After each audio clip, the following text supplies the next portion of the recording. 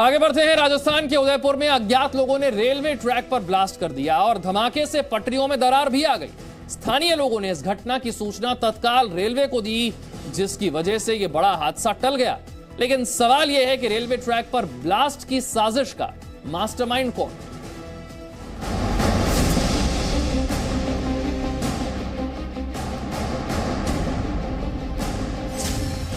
Udaipur Ahmedabad railway line पर धमाका। Railway track को ब्लास्ट से उड़ाने की साजिश। ब्लास्ट से पटरियों पर आई दरार। राजस्थान के उदयपुर में रेलवे ट्रैक को ब्लास्ट से उड़ाने की बड़ी साजिश ने जांच एजेंसियों के होश उड़ा दिए।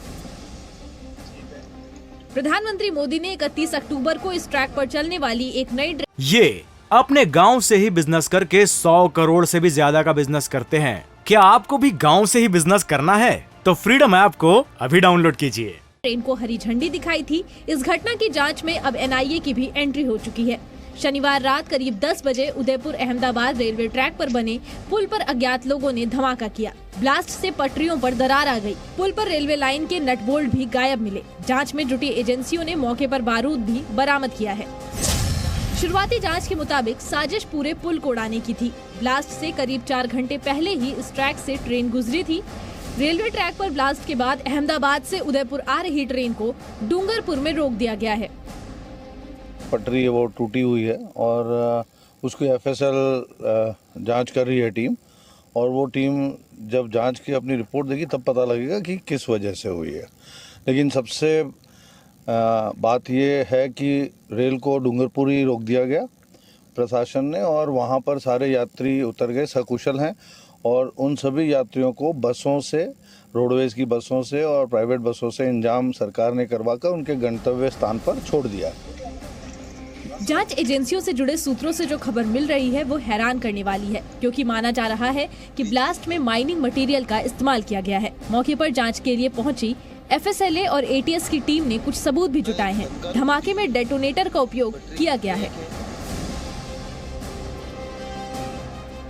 यहाँ भी एक जो ट्रैक है उसको नुकसान पहुँचाया गया है और उसके बारे में जो टीम्स हैं वो एग्जामिन कर रही हैं। एटीएस की टीम भी हमारे साथ लगी हुई है और हम आसपास कॉम्बिंग और सर्वे करवा रहे हैं। इसी तरह विस्फोटक सामग्री यूज की ऐसा कुछ? ये एग्जामिनेशन से पहले कुछ भी कहना चल पास। राजस्थान के सीएम अशोक गहलोत ने इस घटना पर चिंता जताई है। सीएम गहलोत ने मामले की जांच के आदेश भी जारी किए हैं। मैं मालूम कर रहा हूँ कि ब्लास्ट कैसे हुआ, पूरी जांच कर रही है। ऐसी घटनाओं में केंद्र सरकार खुद भी आगे आ जाती है, तो वो आज मालूम पड़ा अचानक ही, क्योंकि वो अभी तो ट्रेन चली है 8-10 दिन पहले तो, और ऐसी घटना कैसे हुई और किन कारणों से मालूम कर रहे हैं।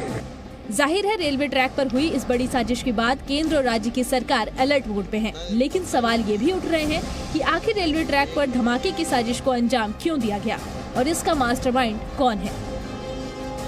ब्यूरो रिपोर्ट, जी मीडिया। आशुतोष और जानकारी के साथ मेरे सहयोगी जुड़ गए हैं। आशुतोष, इसे लेकर जानकारी क्या मिली है? इसके पीछे कौन लोग हैं? एजेंसियां जो जांच कर रही है वो जांच कहां तक पहुंची है?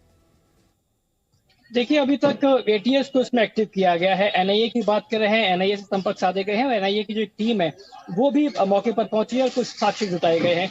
यहाँ तक कि जो आरपीएफ है वो भी अपनी तरफ से इसको लेकर जांच कर रही है।